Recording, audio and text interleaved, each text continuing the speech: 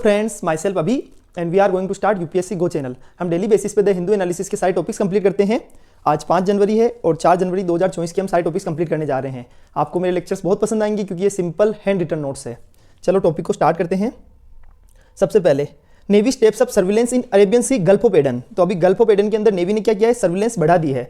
ठीक है, ये न्यूज आई है तो हम सभी चीज़ें पढ़ेंगे। तो सबसे पहले ये देखो, गल्फ ऑफ एडन कहाँ है उसको देख लो आप। देखो इंडियन ओशियन, अरेबियन सी दिख रहा है हमारा, अरब सागर, इंडियन ओशियन जो कि हिंद महासागर है, उसके जस्ट ऊपर देखो आप येमेन दिख रहा होगा आपको। येमेन के जस्ट नीचे गल्फ ऑफ एडन दिख रहा है। उसके जस्ट पास में बेबल एट मंडेप, नाम सुना होगा, बेबल एट मंडेप स्टेट हमने 2-3 बार पढ़ चुके हैं ऑलरेडी। ठीक है, उसके आगे रेड सी और जस्ट उसके ऊपर मेडिटेरियन सी है। उसको कौन कौन सी कंट्री टच करती है, तो देखो एरिट्रिया टच कर रही है, येमेन टच कर रही है, डिजबुटी टच कर रही है।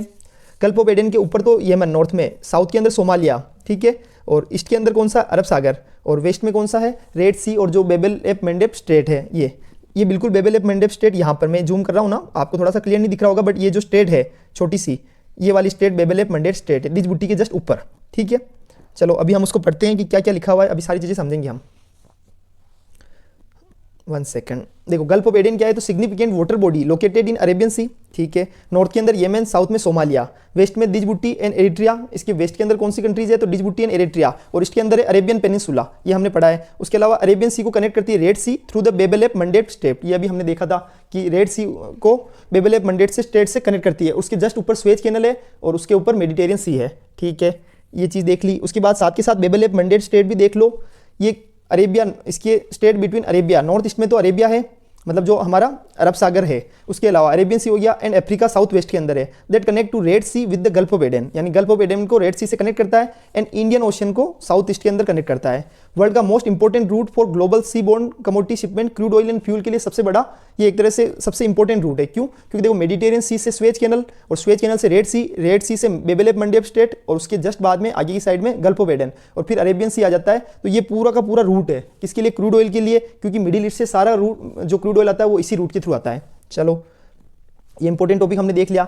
एक न्यूज़ थी जिसको आपको समझना है कि 1 सेकंड है ना, India planning to launch 50 satellite for intelligence gathering in 5 years. ISRO के चीफ ने बोला है कि इंडिया प्लान कर रहा है कि हम 50 सैटेलाइट लॉन्च करेंगे 5 सालों के अंदर। तो क्या ये 50 सैटेलाइट कौन से हैं, तो ये 50 मिलिट्री सैटेलाइट है। ये क्या करेंगे, स्पाई करने का काम होता है, दूसरे देशों पर निगरानी रखने का काम, और ये अंतरिक्ष के अंदर रहेंगे एक साथ 50। अभी कितने हैं, तो 9 सैटेलाइट है जो कि मिलिट्री सैटेलाइट है। बाद में कितने हो जाएंगे, 59 हो जाएंगे अगर सारे सक्सेसफुल हुए तो।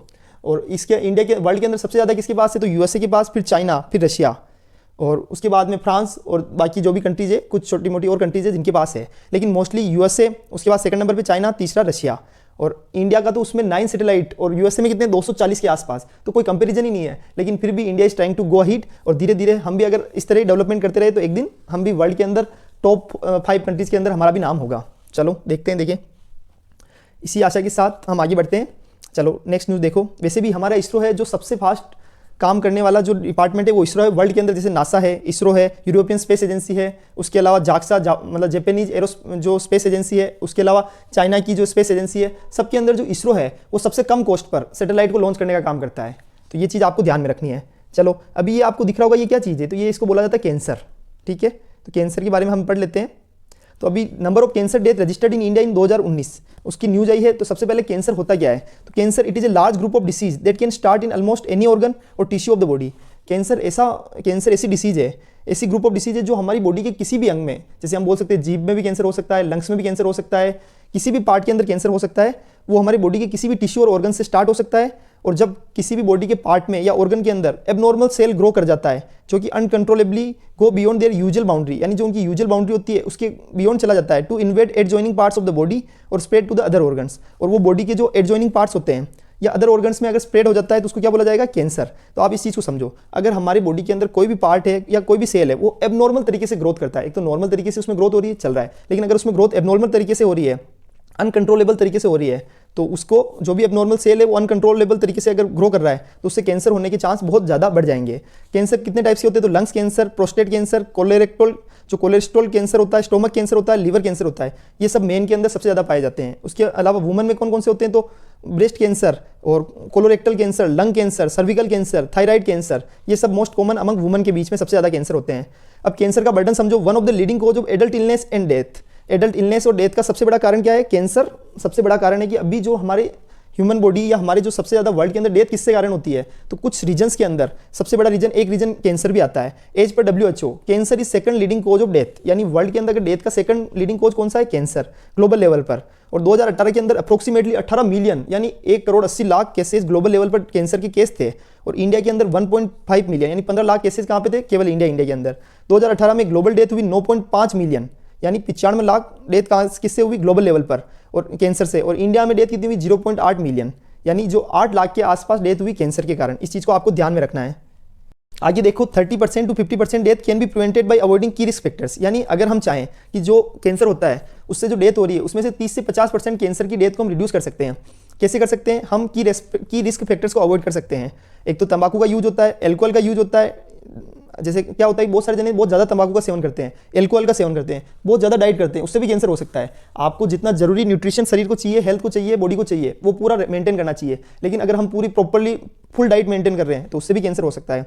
एक्सपोजर टू अल्ट्रावायलेट रेडिएशन और पोल्यूशन और क्रोनिक इन्फेक्शन, यानी जो पोल्यूशन होता है उसके अलावा क्रोनिक इन्फेक्शन होता है, इन सब के कारण भी तंबाकू का यूज, एल्कोहल का यूज, डाइट हो गया, अल्ट्रावायलेट रेडिएशन का एक्सपोजर हो गया, पोल्यूशन हो गया, क्रोनिक इन्फेक्शन हो गया, ये सब रीजन किसके कारण है, इनके कारण कैंसर हो सकता है। तो अगर हम इन सब चीज़ों पर कंट्रोल करें कि आप एल्कोहल का यूज ना कर रहे हो, तंबाकू का यूज नहीं कर रहे हो, तो इन सब चीज़ों से आप कैंसर से एक तरह से प्रिवेंटिव एक्टिविटी का यूज कर सकते हो। उसके बाद ट्रीटमेंट क्या अवेलेबल है कैंसर की, तो सर्जरी का ऑप्शन अवेलेबल है, मेडिसिन अवेलेबल होती है कैंसर की, रेडियोथेरेपी भी होती है, और सबसे इंपॉर्टेंट चीज़ एक होती है पैलिएटिव केयर। पैलिएटिव केयर का मतलब होता है कि आप जैसे किसी इंसान को अगर कैंसर हो चुका है, आप उसको कैसी क्वालिटी ऑफ लाइफ देते हो, आपका परिवार, उसकी फैमिली उसको कितना प्यार से रखती है, कितना उसको उसकी केयर करती है, उस केयर से भी उसका कैंसर ठीक हो सकता है, क्योंकि उसकी विल पावर स्ट्रॉन्ग होगी तो वो किसी भी टाइप की डिसीज़ को बीट कर सकता है। अब ग्लोबल इनिशिएटिव देख लो, international agency for research on cancer. Global level पर क्या इनिशिएटिव लॉन्च किए गए हैं, तो एक इंटरनेशनल एजेंसी है फॉर रिसर्च ऑन कैंसर के लिए, उसको डेवलप किया गया है। कब क्रिएट किया गया था, 1965 में। याद रखना 1965 के अंदर by resolution of world health assembly. क्या वर्ल्ड हेल्थ असेंबली किसकी है, तो वर्ल्ड हेल्थ ऑर्गेनाइजेशन की जो डिसीजन मेकिंग बॉडी है वो है वर्ल्ड हेल्थ असेंबली, और ये स्पेशलाइज कैंसर एजेंसी है WHO की। WHO की स्पेशलाइज कैंसर एजेंसी कौन सी है, international agency for research on cancer. याद रखना है। वर्ल्ड कैंसर डे भी सेलिब्रेट किया जाता है वर्ल्ड लेवल पर 4 फरवरी को। याद रखना 4 फेब को वर्ल्ड कैंसर डे भी हम सेलिब्रेट करते हैं। तो इस तरह इंटरनेशनल लेवल पर कैंसर से बीट करने के लिए अगर आप कैंसर डे सेलिब्रेट करेंगे ना, तो उसका सबसे बड़ा लोगों को याद रहेगा कि हाँ, हमें कैंसर से कैसे डील करना है उस डे को सेलिब्रेट करने से। तो वर्ल्ड कैंसर डे कब होता है, 4 फरवरी को। याद रखना है। ये सब चीज़ें आप मेंस में भी लिख सकते हो, UPSC प्रीलिम्स में भी इससे रिलेटेड क्वेश्चन आ सकते हैं। चलो नेक्स्ट न्यूज़ देखो। 55% of patient given antibiotics only as a preventive measure says survey. Survey में बोला गया है कि जो प्रिवेंटिव मेजर है एंटीबायोटिक्स के अंदर 55% ऑफ जो पेशेंट है जो उनको एंटीबायोटिक दे दी जाती है एज ए प्रिवेंटिव मेजर, यानी उनकी डिसीज पता नहीं लगे उनको। अगर जैसे बहुत सारे आपने सुने होंगे कि डॉक्टर्स भी क्या करते हैं, पेशेंट को अगर बीमारी नहीं भी पता है, या जो डॉक्टर्स ऐसे नहीं होते जो झोला छाप डॉक्टर्स होते हैं, गाँव के अंदर मोस्टली वही पाए जाते हैं, तो वो डॉक्टर्स क्या करते हैं, वो एंटीबायोटिक पहले दे देते हैं। अगर किसी को जैसे कि बुखार आ रही है तो पहले एंटीबायोटिक दे दी जाएगी, उसको पता ही नहीं है कि ये इस पेशेंट को क्या डिसीज है, क्या प्रॉब्लम है, उससे पहले उसको एंटीबायोटिक दे दी जाएगी। और 55% ऑफ पेशेंट को कितनी एंटीबायोटिक दी जाती है। तो अभी हमको क्या समझना है, एंटी माइक्रोबियल रेसिस्टेंस, यानी जिसको एंटीबायोटिक दी जाती है उसको हमको समझना है। क्योंकि देखो न्यूज़ क्या आती है, न्यूज़ तो आती रहती है, लेकिन सबसे इंपॉर्टेंट चीज़ होती है कि उसके अंदर हमारे लिए क्या काम की चीज़ है वो हमको समझनी है। तो समझो, देखो मैं उसको समझाऊंगा अभी। तो एंटीबायोटिक का एंटी माइक्रोबियल रेसिस्टेंस बोला जाता है, जिसके अंदर AMR बोला जाता है इसको, मतलब मैं अपने सिंपलिसिटी के लिए बोल रहा हूँ। AMR occurs when bacteria, virus, fungi and parasites change over time, यानी जब bacteria, virus, fungi and parasites क्या होते हैं, change over time and no longer respond to medicine, और मेडिसिन को रिस्पॉन्ड नहीं कर पाए, and increase speed of illness and death. अब इस चीज़ को मैं सिंपल फॉर्मेट में समझाता हूँ क्योंकि लैंग्वेज थोड़ी टफ है ना। एंटी माइक्रोबियल रेसिस्टेंस का मतलब अगर आप एंटीबायोटिक का बहुत ज़्यादा यूज कर लोगे, हम किसी भी चीज़ की अगर अति कर देते हैं तो उसके कारण क्या होता है, एंटीबायोटिक का ज़्यादा यूज कर लेंगे तो बाद में क्या होगा, एंटीबायोटिक की जो उसके कारण जो कैपेसिटी होती है हमारी बॉडी की वो डाउन हो जाएगी। उसके बाद हम कभी भी उस एंटीबायोटिक को यूज करेंगे तो उसका कुछ रिजल्ट भी नहीं निकलेगा। ये चीज़ समझो। तो अभी क्या होगा, एंटी माइक्रोबियल रेसिस्टेंस का मतलब ये होता है कि हमारे बॉडी के अंदर बैक्टीरिया, वायरस, फंगी और पैरासाइट्स एक ऐसा रूप ले लेते हैं जिसके ऊपर मेडिसिन का कोई असर ही नहीं होता है, क्योंकि हमने ऑलरेडी उस चीज़ के लिए इतनी मेडिसिन ले ली है कि वो मेडिसिन को भी क्रॉस कर दिया है। जैसे कोविड-19 है, उसके लिए कोई हमने वैक्सीन बनाई है, धीरे धीरे नया वायरस आएगा तो वो उस वैक्सीन से ज़्यादा प्रबल होगा।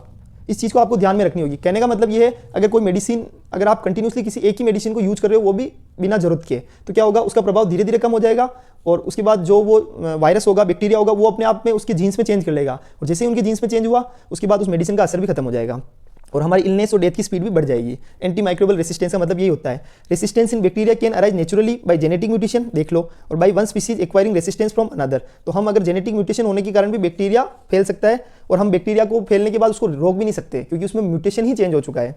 Causes of AMR. एएमआर की रीजन क्या है? सबसे ज़्यादा तो एंटी माइक्रोबियल्स जो एंटीबायोटिक्स है उनका ओवर यूज कर रहे हैं और मिस यूज कर रहे हैं। उसके अलावा क्लीन वाटर की कमी, हम साफ पानी नहीं पी रहे हैं, सैनिटेशन यानी स्वच्छता का ध्यान नहीं रख रहे हैं, अवेयरनेस का ध्यान नहीं रख रहे हैं, और इन्फेक्शन बहुत ज़्यादा हो रहा है। सबसे इंपॉर्टेंट चीज़ आपको ये ध्यान रखनी है कि जो इन्फेक्शन है वो बहुत ज़्यादा हो गया किसी चीज़ की है तो वहाँ पर एंटीबायोटिक काम ही नहीं करेगी।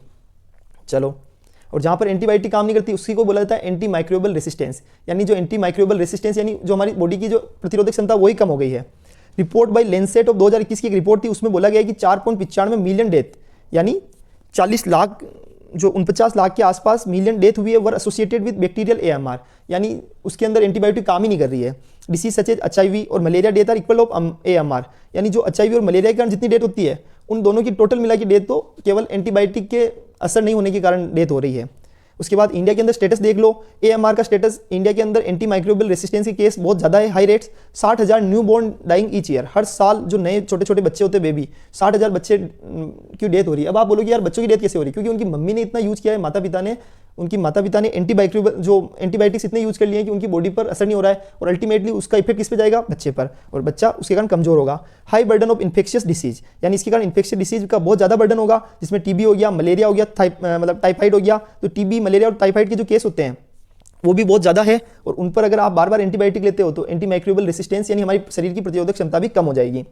उसके अलावा अनरेगुलेटेड एंटीबायोटिक मार्केट, इंडिया के अंदर एंटीबायोटिक कहीं पर भी मिल जाती है, कोई भी शॉप पर मिल जाती है, वो भी विदाउट डॉक्टर्स प्रिस्क्रिप्शन भी मेडिकल वाले दे देते हैं अपने हिसाब से। तो ये अपने आप में अनरेगुलेटेड, उस पर रेगुलेशन नहीं है। उसके अलावा lake of surveillance and monitoring, यानी सर्विलेंस एंड मॉनिटरिंग की भी कमी है, प्रॉपर सर्विलेंस नहीं है, प्रॉपर गवर्नमेंट की मॉनिटरिंग नहीं है किसी चीज़ पर। इन एडिकेट इन्फेक्शन कंट्रोल मेजर्स, और हमारे कंट्रोल मेजर्स भी प्रॉपर नहीं है कि अगर कोई इन्फेक्शन हो जाता है तो उससे कंट्रोल मेजर्स भी प्रॉपर हमने इंडिया के अंदर प्रॉपरली वो भी इंप्लीमेंटेड नहीं है। लिमिटेड रिसर्च एंड इनोवेशन, और हम इस सेक्टर में लिमिटेड रिसर्च, अगर हम भी रिसर्च करें कि नई नई एंटीबायोटिक्स को डेवलप किया जाए जिसके कारण धीरे धीरे अगर कोई म्यूटेशन चेंज भी हो जाता है तो इस टाइप की जो नई एंटी माइक्रोबियल जो एंटीबायोटिक होगी वो उसको भी क्रॉस कर सके, बट ऐसा हमारे यहाँ रिसर्च और इनोवेशन की भी कमी है, तो वो भी अपने आप में एक बहुत बड़ा इशू है। अब मेजर्स क्या है? तो ग्लोबल लेवल पर एक कोलैबोरेटिव एक्शन प्लान लाना चाहिए सभी सरकारों को, जैसे अभी G20 नेशंस चाहे तो वो एक साथ मिलकर काम कर सकते हैं इस मुद्दे पर ये सब उनकी सर्वसहमति से होता है ये काम। उसके बाद इंटरनेशनल फंडिंग डेवलप करनी चाहिए, इंटरनेशनल लेवल पर स्पेसिफिकली एक फंडिंग को डेवलप करना चाहिए जो कि जिसका मेन फोकस ही किस पे हो? एंटीबायोटिक या एंटी माइक्रोबियल जो रेसिस्टेंस जो इशू अराइज हुआ है उससे डील करने के लिए। इंडिया में क्या एफर्ट्स मतलब लेकर आए गए हैं? तो नेशनल एक्शन प्लान, हमने एक नेशनल एक्शन प्लान लॉन्च किया है जिसके अंदर रिसर्च एंड इनोवेशन की जाएगी, सर्विलेंस की जाएगी, पब्लिक अवेयरनेस पर फोकस किया जाएगा, लोगों को अवेयर किया जाएगा कि आप कम से कम मेडिसिन का यूज करो, कम से कम एंटीबायोटिक का यूज करो। गवर्नमेंट इनिशिएटिव इंप्लीमेंटेशन, यानी गवर्नमेंट का जो इनिशिएटिव होता है उसको इंप्लीमेंट किया जाएगा। बेंचमार्किंग ऑफ वर्ल्ड की जो बेंचमार्किंग होती है उसके अंदर इंडोनेशिया, ऑस्ट्रेलिया, ब्राजील, यूके और यूएस, यानी जो बेंचमार्किंग ऑफ वर्ल्ड के अंदर एक बेंचमार्किंग को डेवलप किया जाएगा जिसमें इंडोनेशिया हो गया, ऑस्ट्रेलिया हो गया, ब्राजील हो गया, यूके हो गया और यूएस हो गया। तो इस टाइप की जो 5 कंट्रीज है, कौन सी? एक तो इंडोनेशिया, एक ऑस्ट्रेलिया, एक ब्राजील, एक यूके, यूनाइटेड स्टेट्स ऑफ जो अमेरिका यूएसए, और यूके यूनाइटेड किंगडम। तो हमको इन वर्ल्ड्स के इन कंट्रीज़ को पर हमारा फोकस होना चाहिए, हमको इनको अपना बेंचमार्क बनाना चाहिए, क्योंकि यहाँ पर हेल्थ से रिलेटेड इतने डेवलपमेंट हो चुके हैं लेकिन इंडिया में वो डेवलपमेंट नहीं है, तो हमें इन चीज़ों पर भी ध्यान देना चाहिए। अब हमारी गवर्नमेंट ने स्टेप्स क्या लिए हैं देखो, वो देख लो। नेशनल एक्शन प्लान लॉन्च किया उसी के लिए फॉर एएमआर, और कब लॉन्च किया था? 2017 के अंदर। इसकी मिनिस्ट्री कौन सी है? तो ministry of health and family welfare, जिसका फोकस क्या होगा? अवेयर किया जाएगा लोगों को, रिसर्च पर ध्यान दिया जाएगा और इंप्रूव किया जाएगा इन्फेक्शन को इंप्रूव किया जाएगा। तो अभी ये चीज़ तो हमने देख ली, लेकिन आप एक छोटी सी चीज़ समझो, क्या ये सारी चीज़ें एक्चुअल में इंप्लीमेंट होती है? तो हमारे यहाँ सबसे बड़ा इशू है इंप्लीमेंटेशन इशू। हम प्लान तो लेके आ जाते हैं, स्कीम्स लेके आ जाते हैं, बट इंप्लीमेंटेशन वाइज बहुत बड़ी प्रॉब्लम है। चलो आप इसके साथ में एक चीज़ और देख लो कि ये फैलता कैसे है। तो देखो, ये जैसे गाय है, गायों को आप पता है कि अगर वो बीमार हो जाती है, कभी उनसे मतलब मिल्क नहीं निकलता है, कभी वो मिल्क को प्रॉपर प्रोड्यूस नहीं कर पाती है, या कभी वो बीमार हो जाती है, तो हम उनको क्या एंटीबायोटिक दे देते हैं बिना समझे। तो अगर एंटीबायोटिक उनको देते हैं तो उनकी मिल्क में भी उसका असर जाता है, और वो धीरे धीरे हमारे उसका सेवन कौन करते हैं? उनका कंजम्पशन हम करते हैं, और अल्टीमेटली वो किसका पार्ट बन जाता है? हमारी बॉडी का। पहला एक तरीका तो ये। दूसरा तरीका, अगर हम खुद डायरेक्टली एंटीबायोटिक का सेवन कर रहे हैं बहुत ज़्यादा, तो इस तरह हमारी फूड चेन के अंदर 2-3 तरीकों से, या फिर प्लांट के अंदर हम फर्टिलाइजर्स बहुत ज़्यादा खाद का यूज कर रहे हैं, वो भी एक तरह से एंटीबायोटिक की तरह ही है। तो उसके कारण क्या होगा? उसकी जो मेन न्यूट्रिशन कैपेसिटी वो तो खत्म हो जाएगी, सिर्फ हम एक तरह से गेहूँ खा रहे हैं, बाकी न्यूट्रिशन कुछ भी नहीं है, और अल्टीमेटली वो हमारे फूड चेन का पार्ट बन जाएगा। चलो ये टॉपिक हमने देख लिया, बहुत शानदार तरीके से हमने इसको पढ़ा है। चलो नेक्स्ट देखो। अच्छा हाँ, एक छोटी सी चीज़ और ध्यान रखना, हमने एक दिल्ली डिक्लेरेशन को भी साइन किया है। Delhi declaration on AMR is an international census that was signed by ministers. एक इंटर मिनिस्ट्रियल सेंसस है जिसमें मिनिस्टर लेवल पर इसको साइन किया जाता है, और ये दिल्ली डिक्लेरेशन है क्योंकि दिल्ली में हुआ था इसलिए, तो इसको भी हमने साइन कर रखा है इंडिया ने। चलो ये ध्यान रखना है। ये टॉपिक बहुत अच्छे से देख लिया है। अब एक नेक्स्ट न्यूज़ देखो, December manufacturing slows to 18 month low PMI survey shows, यानी जो परचेजिंग मैनेजर इंडेक्स है उनका सर्वे बताता है कि जो दिसंबर की मैन्युफैक्चरिंग है वो 18 महीने में सबसे ज़्यादा कम है। ठीक है, तो परचेजिंग मैनेजर इंडेक्स होता क्या है उसको हम पढ़ने जा रहे हैं। चलो परचेजिंग मैनेजर इंडेक्स को आप देखो। अभी आप देखो परचेजिंग मैनेजर इंडेक्स होता क्या है। तो ये एक सर्वे बेस्ड मेजर है जो आस्क करता है कि responders about changes in their perception of key business variables, यानी हम क्या करते हैं, रिटेल मतलब जो हमारे काउंटर्स होते हैं या इसका एक तरह से सर्वे करते हैं परचेजिंग मैनेजर इंडेक्स, यानी हमारे देश के अलग अलग डिस्ट्रिक्ट के अंदर इसका सर्वे किया जाता है, जिसके अंदर हम जो बिजनेसमैन है उनसे पूछते हैं कि उनका माइंडसेट क्या हुआ है, परसेप्शन में क्या चेंज हुआ है कि बिजनेस वेरिएबल्स के लिए, तो उनकी परसेप्शन को जाना जाता है। It is index of the prevailing direction of the economic trend in manufacturing and service sector. इससे ये पता चलता है कि मैन्युफैक्चरिंग और सर्विस सेक्टर में अभी इकोनॉमिक ट्रेंड क्या होने वाला है। तो ये इंडेक्स ऐसा है, it is the index of the prevailing direction of the economic trend, यानी जो इकोनॉमिक ट्रेंड मैन्युफैक्चरिंग और सर्विस सेक्टर में आने वाला है उसके डायरेक्शन को डिसाइड करने वाला इंडेक्स कौन सा है, पीएमआई परचेजिंग मैनेजर इंडेक्स। इसके अंदर हम पब्लिकली जाकर सर्वे करते हैं। ठीक है, हम का मतलब जो इनका आईएचएस मार्केट जो इसको पीएमआई को इश्यू करता है उनके द्वारा ये काम किया जाता है। To provide information about current and future condition of business, इसके अंदर future condition and current business की जो कंडीशंस है उसके बारे में इंफॉर्मेशन प्रोवाइड की जाती है। ये एक सेपरेट इंडेक्स है, किसके लिए, फॉर मैन्युफैक्चरिंग सेक्टर के लिए और सर्विस सेक्टर के लिए। मतलब हम पीएमआई का सेपरेट इंडेक्स इशू होता है किसके लिए, एक तो मैन्युफैक्चरिंग सेक्टर के लिए अलग और सर्विस सेक्टर के लिए भी अलग से सेपरेट इंडेक्स इशू किया जाता है। और उसके बाद एक कंपोजिट इंडेक्स भी जारी किया जाता है, ये ध्यान रखना। अब पीएमआई में क्या इंडेक्स के अंदर नंबर दिए जाते हैं, बिल्कुल नंबर दिए जाते हैं। देखो इसके अंदर पीएमआई परचेजिंग मैनेजर इंडेक्स के अंदर 0 से 100 तक के नंबर होते हैं। अगर 50 से ऊपर हुआ है नंबर तो मतलब हमारी इकोनॉमी के अंदर जो मैन्युफैक्चरिंग सेक्टर और सर्विस सेक्टर के अंदर एक्सपांशन होने वाला है। लेस देन 50 है तो कॉन्ट्रैक्शन होने वाला है, और 50 से तो नो चेंज, मतलब कोई भी चेंज नहीं हुआ है। तो अभी जो भी नंबर आते हैं उससे कि एक्सपांशन हुआ है, कॉन्ट्रैक्शन हुआ है या कोई चेंज नहीं हुआ है। लेकिन आप सोचो कि किसी महीने में 51 नंबर आया है और किसी दूसरे महीने में आया है 48, तो उसको क्या बोलेंगे। वैसे तो वो मतलब मैं आपको थोड़ा इसका एग्जांपल थोड़ा अच्छे वाला देता हूँ कि किसी महीने के अंदर तो आए नंबर परचेजिंग पीएमआई आया है 55 और उसी के अगले महीने के अंदर पीएमआई आया 56, तो अब आप इसको क्या बोलोगे, एक्सपांशन बोलोगे। हम उसको फिर इस तरह काउंट करेंगे कि पहले 55 था अभी 56 था, मतलब एक्सपांशन हुआ है। पहले 55 था अब 54 था, तो अब धीरे इसमें एक तरह से कॉन्ट्रैक्शन आया, क्योंकि कम एक्सपांशन तो है बट उसके अंदर जो पिछले महीने से इसके अंदर डिप आया है वो चीज़ हमको समझनी होगी। Release at the start of every month, यानी हर महीने के स्टार्ट में रिलीज हो जाता है। अभी देखो आज क्या है, 5 जनवरी है, 4 जनवरी को ये रिलीज हो चुका था, 3 जनवरी 4 जनवरी को, और आज न्यूज़ में आया है। और उससे पहले पिछले महीने 2 दिसंबर के आसपास, तो यानी हर महीने के स्टार्ट के अंदर रिलीज हो जाता है। PMI is compiled bye IHS market, मैंने आपको बताया है, for more than 40 economies world wide, 40 से ज़्यादा कंट्रीज के लिए पीएमआई इशू करने का काम करते हैं। आईएचएस मार्केट है क्या, तो ये S&P ग्लोबल एक मतलब क्रेडिट रेटिंग एजेंसी है, उसका पार्ट है। Global leader in information analytics and solution for industries and market, यानी इंडस्ट्रीज एंड मार्केट के लिए ये जो इंडस्ट्रीज एंड मार्केट के अंदर जो एनालिटिक्स एंड सॉल्यूशंस का काम करते हैं उसमें ग्लोबल लीडर है आईएचएस मार्केट। और PMI is wider than IIP, PMI के अंदर जो सर्वे किया जाता है वो जो मतलब हमारा अभी इंडस्ट्रियल इन्वेस्टमेंट प्रोडक्शन होता है। आईआईपी जो इंडेक्स होता है, इंडेक्स ऑफ इंडस्ट्रियल प्रोडक्शन, याद रखना, इंडेक्स ऑफ इंडस्ट्रियल प्रोडक्शन, जो कि अभी 10 तारीख के आसपास हमको वो भी न्यूज़ में आ जाएगा, उसको भी हम बहुत जल्दी पढ़ने वाले हैं। जिसके अंदर हमको क्या पढ़ना पड़ता है, मेन कोर सेक्टर्स, कितने कोर सेक्टर्स है और उनका डेटा किसमें लिया जाता है, इंडेक्स ऑफ इंडस्ट्रियल प्रोडक्शन के अंदर। जबकि पीएमआई के अंदर पूरा सभी इंडस्ट्रीज का डेटा होता है और मैन्युफैक्चरिंग और सर्विस सेक्टर का डेटा लिया जाता है। तो पीएमआई वाइडर होता है आईआईपी से। अब इसका फायदा सिग्निफिकेंस क्या है, तो ये रिलायबल डेटा प्रोवाइड करता है। ये हमारी इकोनॉमिक एक्टिविटी का इंडिकेटर है कि पता चलता है कि हमारी इकोनॉमी एक्सपांशन मोड में है, कॉन्ट्रैक्शन मोड में है, किस मोड में है, और डिसीजन मेकिंग के अंदर भी सहायता करता है। चलो ये देख लिया। अब एक शानदार न्यूज़ आई है, वो न्यूज़ आई है पाम ऑयल की। ये अभी देखो पहले अक्टूबर महीने के अंदर आई थी ये न्यूज़, अभी देखो सीधा अभी जनवरी आ गया, मतलब 3 महीने हो गए इस न्यूज़ को आए हुए। अभी हम इसको पढ़ने जा रहे हैं। तो palm oil import hit 4 month high in December में हमने पाम ऑयल का इंपोर्ट सबसे ज़्यादा किया है। जो दिसंबर मंथ के अंदर पाम ऑयल का इंपोर्ट सबसे ज़्यादा किया है, इस चीज़ को देखो आप। तो अभी क्या इंडिया सारी चीज़ें इंपोर्ट करता है, तो बिल्कुल पाम ऑयल का सबसे बड़ा इंपोर्टर है इंडिया। आपको मैं अभी ये सारी चीज़ें समझाने वाला हूँ। चलो अभी हम पाम ऑयल पे आते हैं सीधा। देखो ये देखो पाम ऑयल, ये ऐसे होते हैं, इससे पाम ऑयल निकलता है। ठीक है, ये देखो मैंने आपको इमेज भी साथ में डाली है ताकि आपको थोड़ा समझे। चलो पाम ऑयल प्रोडक्शन को देख लेते हैं। पाम ऑयल क्या होता है, एक एडिबल वेजिटेबल ऑयल होता है जो कि मेजो क्रॉप यानी रेडिश पल्प होता है of the fruit of oil palm, यानी जो ऑयल पाल्म के जो फ्रूट होते हैं उसके अंदर जो रेडिश यानी रेड कलर का होता है, जो अभी आपको दिखाई, ये देखो आप रेडिश कलर का दिख रहा है, तो रेडिश पल्प होते हैं। उन मेजो क्रॉप से जो ऑयल निकलता है एडिबल वेजिटेबल ऑयल, उसको बोला जाता है पाम ऑयल। इसको कुकिंग ऑयल के रूप में यूज किया जाता है, कॉस्मेटिक्स में यूज किया जाता है, प्रोसेस्ड फूड में यूज किया जाता है, केक के अंदर यूज किया जाता है, चॉकलेट के अंदर यूज किया जाता है, स्प्रेड, सोप एंड शैम्पू में यूज किया जाता है, बायोफ्यूल क्लीनिंग प्रोडक्ट में यूज किया जाता है, और मेकिंग बायोडीजल यानी जो ग्रीन डीजल बनता है उसके अंदर भी किसको यूज किया जाता है। हमारे सबसे इंपॉर्टेंट चीज़ क्या है, एक तो पाम ऑयल को यूज किया जाता है। Cooking oil, cosmetics, processed food, cakes, chocolate, spread, soap हो गया, शैम्पू हो गया, बायोफ्यूल हो गया, क्लीनिंग प्रोडक्ट हो गया, मेकिंग बायोडीजल हो गया, ग्रीन डीजल हो गया। तो कहाँ कहाँ इसको यूज़ किया जाता है? एक तो कुकिंग ऑयल में, कॉस्मेटिक्स में, प्रोसेस्ड फूड में, केक्स के अंदर, चॉकलेट में, spread, soap, shampoo, biofuel, cleaning product, making biodiesel, इन सभी इंडस्ट्रीज़ के अंदर यूज़ किया जाता है पाम ऑयल का। चलो, उसके अलावा सबसे ज़्यादा प्रोडक्शन वर्ल्ड के अंदर कौन से देश करते हैं? तो इंडोनेशिया और मलेशिया, दो ऐसे देश हैं जो कि वर्ल्ड के अंदर ग्लोबल पाम ऑयल का 90% प्रोडक्शन करते हैं। Indonesia and Malaysia. और इंडिया सबसे बड़ा इंपोर्टर है। Palm oil is inexpensive compare to other oil. Other oil से ये थोड़ा कम कॉस्टली होता है।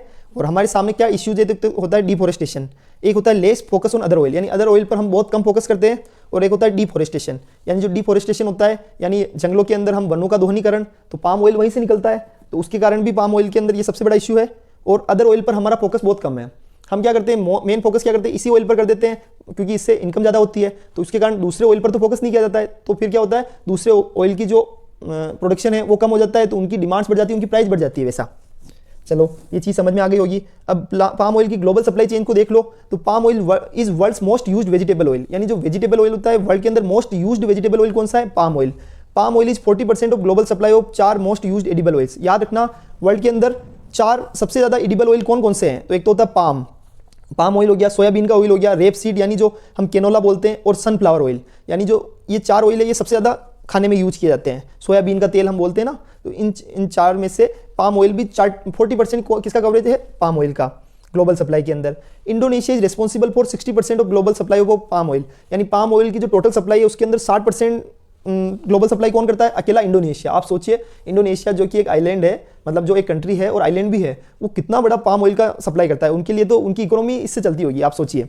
अब इंडिया के लिए स्टेटस देख लो, India is the biggest importer of palm oil. Mostly कहाँ से हम ऑयल को परचेज करते हैं? तो इंडोनेशिया में। अगर कभी आपको रिलेशनशिप समझनी पड़ी या कभी क्वेश्चन आया कि इंडिया और इंडोनेशिया की रिलेशनशिप आपको दिखानी है, तो उसमें हमको लिखना पड़ेगा कि हम जो पाम ऑयल का इंपोर्टर है, हम सबसे ज़्यादा कहाँ से इंपोर्ट करते हैं? तो इंडोनेशिया से। तो ये भी हम एक अच्छा सा पॉइंट बन सकता है।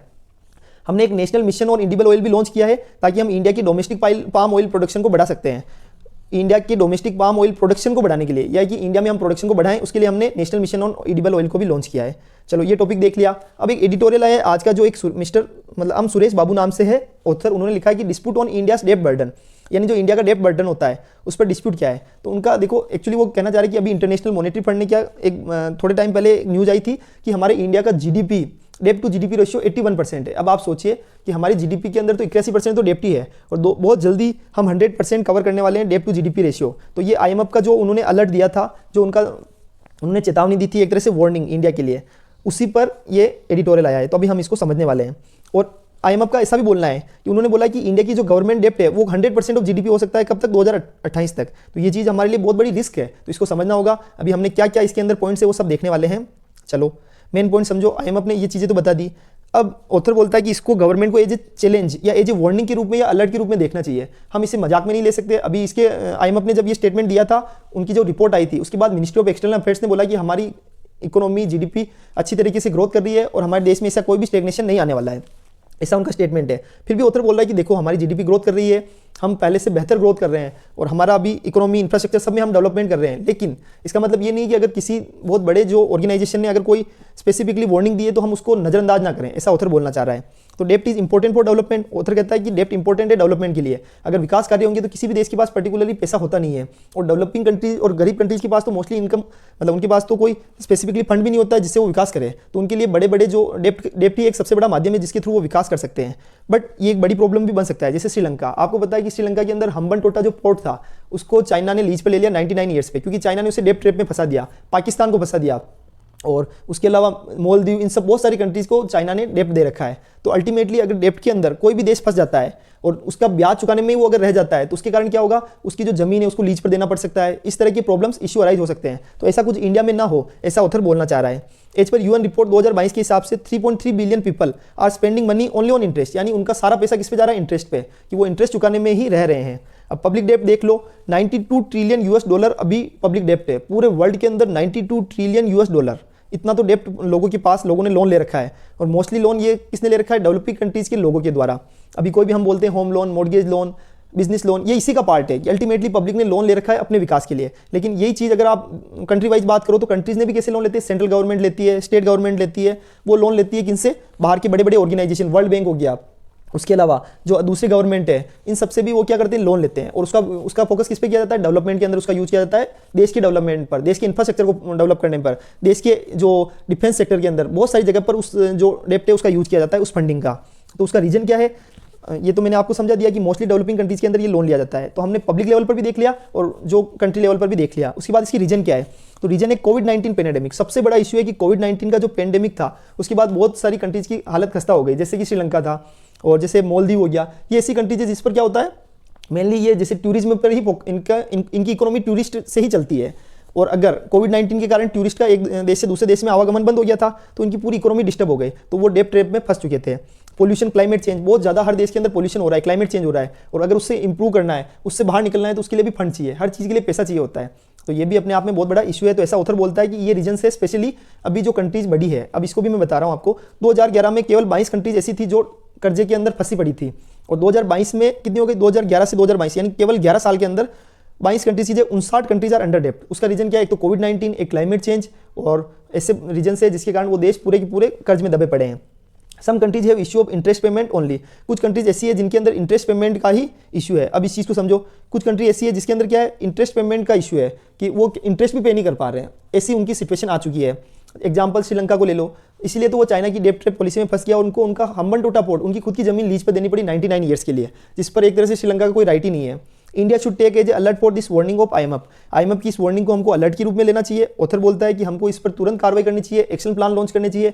हमारा फोकस जीडीपी पर, इकोनॉमी के डेवलपमेंट पर होना चाहिए। साथ के साथ ही इस डेब्ट ट्रैप में हम भी ना फंस जाए, वैसा कुछ हमारा भी फोकस होना चाहिए। India is not able to improve its credit rating. अब ऑथर बोलता है कि इंडिया, अगर आप सोचिए आईएमएफ की रिपोर्ट आई है, वो केवल इंडिया में आई है क्या, वो वर्ल्ड वाइड सभी कंट्रीज में गई होगी, और उसके कारण जो बहुत सारी रेटिंग एजेंसी है, जैसे S&P ग्लोबल आज ही देखा था हमने, तो ऐसी रेटिंग एजेंसी क्या करती है, इंडिया को रेटिंग देती है। हमने थोड़े दिन पहले एक एडिटोरियल पढ़ा था जिसके अंदर बोला गया था कि जो इंडिया को रेटिंग दी जाती है वो बहुत कम दी जाती है। कभी कभी तो ये जो दूसरी देश की जो क्रेडिट रेटिंग एजेंसी होती है वो जानबूझ के भी, वर्ल्ड वाइड जो रेटिंग एजेंसी होती है ना, वो जानबूझ के इंडिया को कम रेटिंग देती है। उनके फैक्टर्स भी बिल्कुल सही नहीं है, उन्होंने इंडिया को मतलब अंडर डेवलप्ड कंट्री ही माना है हमेशा से, तो ऐसा उनका मानना है। तो अभी क्या होता है कि वो क्रेडिट रेटिंग एजेंसी जब आईएमएफ की रिपोर्ट आएगी तो उसके बाद इंडिया की रेटिंग और कम कर देगी कि ये देश इन्वेस्टमेंट के लायक नहीं है, क्योंकि ये देश अपने पैसे वापस चुका नहीं पाएगा। तो फिर दूसरे जो फॉरेन इन्वेस्टर है वो जो स्पेसिफिकली उन रेटिंग एजेंसी के बेसिस पर ही वर्किंग करते हैं, इन्वेस्टमेंट करते हैं, वो इन्वेस्टमेंट नहीं करेंगे, और इन्वेस्टमेंट नहीं करेंगे तो हमारे देश के अंदर इन्वेस्टमेंट नहीं आएगा, फॉरेन डायरेक्ट इन्वेस्टमेंट नहीं आएगा, तो उसका अल्टीमेटली नुकसान किसको होगा, हमारे देश को ही होगा। उसके बाद इंक्रीज डेप्ट level will reduce our rating, ये मैंने बता दिया। और पर कैपिटा ऑफ इंडिया, जो इंडिया के अंदर पर कैपिटा इनकम है, पर पर्सन की पर कैपिटा इनकम, वो भी इनइक्वल है, किसी की ज़्यादा किसी की कम, और बहुत सारे जनों की तो बहुत कम है। तो ये भी इसी पर भी फोकस किया जाता है क्रेडिट रेटिंग एजेंसी के द्वारा। तो इंडिया के अंदर ये भी अपने आप में बहुत बड़ी प्रॉब्लम है। अब हम मेन चीज़ पढ़ते हैं कि यूनियन गवर्नमेंट का जो डेप्ट है वो कितना है। तो मार्च 2023 तक 155.6 ट्रिलियन रुपीज़ के अंदर है 155.6 ट्रिलियन रुपीज़, जो कि जीडीपी का 57% है। और स्टेट गवर्नमेंट का डेप्ट कितना है, 28% ऑफ जीडीपी। अब इस चीज़ को समझो कि जीडीपी का 28% तो स्टेट गवर्नमेंट का डेप्ट है और 57% यूनियन गवर्नमेंट का डेप्ट है। तो ये कम नहीं होता है ये डेप्ट, क्योंकि वो फोकस हमारी यूनियन गवर्नमेंट जो डेप्ट लेती है वो किस पर खर्च करती है, हमारे ऊपर ही खर्च करती है, इंफ्रास्ट्रक्चर डेवलपमेंट पर। तो ये सब चीज़ें जरूरी है। अब पब्लिक डेप्ट टू जीडीपी रेशियो धीरे धीरे बढ़ रहा है, ऐसा उत्तर बोल रहा है, तो हमें इस चीज़ को ध्यान में रखने की जरूरत है। Perhaps we have achieved growth in tax. GST की कलेक्शन हमारा 1.5 लाख करोड़ हो गया है, 1,70,000 करोड़ हो गया है। तो धीरे धीरे हमारा टैक्स और रेवेन्यू कलेक्शन बढ़ रहा है, वो अच्छी बात है। बट हमें फोकस करने की हम डेप्ट रिडक्शन को कम करें और पर कैपिटा इनकम को इंक्रीज करें, और ऐसा ऑथर बोलता है। इसका एक रीजन और ऑथर ने लास्ट में बोला है कि एडिटोरियल खत्म होने से पहले कि गवर्नमेंट ने क्या है कि ये सबसे बड़ा डेप्ट ट्रैप में गवर्नमेंट क्यों, मतलब हमारा डेप्ट क्यों बढ़ रहा है, उसका रीजन सबसे बड़ा है। एक तो गवर्नमेंट ने सब्सिडी बढ़ाई है, फर्टिलाइजर्स, एग्जांपल दे रहे हैं, सिर्फ ऑथर ने एग्जांपल दिए कि जैसे फर्टिलाइजर्स के लिए सब्सिडी बढ़ा दी है। जैसे इलेक्शन आते हैं उस टाइम पे क्या होता है, फ्री बीज दी जाती है स्टेट गवर्नमेंट के द्वारा। अभी आपने पंजाब का केस सुना होगा, पंजाब ने 5 साल का मोरेटोरियम मांगा है कि हम ना तो प्रिंसिपल चुका पाएंगे ना इंटरेस्ट चुका पाएंगे, और ऊपर से फंडिंग और अलग दो ताकि हम हमारे स्टेट का विकास कर सके। लेकिन ये प्रॉब्लम क्यों आई है, क्योंकि वहाँ फ्री बीज बहुत ज़्यादा दे दी गई है। ऐसे बहुत सारे स्टेट हैं जहाँ पर इस टाइप की फ्री फीस दी जा रही है। राजस्थान भी हो गया, उसका एक अच्छा एग्जांपल है। तो राजस्थान में भी इलेक्शन के पहले बहुत फ्री फीस दी गई थी। तो government increase subsidy for fertilizers, 57,360 crore की सब्सिडी किसने दी, यूनियन गवर्नमेंट ने फर्टिलाइजर्स के लिए बढ़ाई। तो ये भी एक तरह से बोझ है किस पर, यूनियन गवर्नमेंट के फंड के ऊपर। महात्मा गांधी नरेगा योजना में हमने ऑलरेडी 80,000 करोड़ खर्च कर दिए हैं। 60,000 करोड़ का तो बजट बनाया था, उस पर बजट को बढ़ाते बढ़ाते 65 हुआ, उसके बाद 14-15,000 करोड़ और खर्च कर दिए। तो वो कहाँ से आएंगे, वो डेप्ट के थ्रू आएंगे पैसा। और फ्री बीस सबसे बड़ा कारण है, फ्री बीस इलेक्शन के टाइम पे। तो अल्टीमेटली हमने पूरे एडिटोरियल को बहुत शानदार तरीके से पढ़ा है। इसमें ऑथर ने एक छोटी सी कमी रखी है कि ऑथर ने सॉल्यूशंस नहीं बताए हैं। ऑथर ने ये तो बता दिया कि ये ऐसा चल रहा है वैसा चल रहा है, बट साथ के साथ अगर सॉल्यूशंस होते हैं तो उसको बोला जाता है कंप्लीट एडिटोरियल। तो ये ऐसा ऑथर ने किया नहीं है, पर ठीक है, अभी जो है वो हम क्या बोल सकते हैं उसमें। चलो, उसके अलावा पाम ऑयल को बहुत अच्छे से हमने देख लिया है। देखो ये इसका देखो रेडिश कलर का होता है, और वो किससे बनता है? ऑयल पाम की जो फ्रूट होते हैं उसको बोला जाता है रेडिश पल्प या मेजोक्रोप बोला जाता है। क्या बोला जाता है? मेजोक्रोप। एंड परचेजिंग मैनेजर इंडेक्स को देख लिया है। उसके अलावा और क्या टॉपिक देखे हैं? एंटी माइक्रोबियल रेसिस्टेंस को बहुत अच्छे से देखा है। एंड उसके अलावा और क्या टॉपिक्स देखे हैं हमने? कैंसर को बहुत शानदार तरीके से पढ़ लिया है, गल्फ ऑफ एडन को पढ़ा है, बेबेल मंडेप को पढ़ लिया है। इस तरह सारी चीज़ों को बहुत ही शानदार तरीके से, बहुत ही अच्छे तरीके से हमने पढ़ लिया है। साथ में ये भी बता दिया कि इसरो कितने सैटेलाइट लॉन्च करने वाला है बहुत जल्दी। ऐसे 50 सैटेलाइट, मिलिट्री सैटेलाइट लॉन्च करने वाला है, जो कि स्पाई के लिए और हमारे मिलिट्री के अंदर जो स्पेसिफिकली काम आएंगे। तो थैंक यू सो मच। जय हिंद, जय भारत, भारत माता की जय।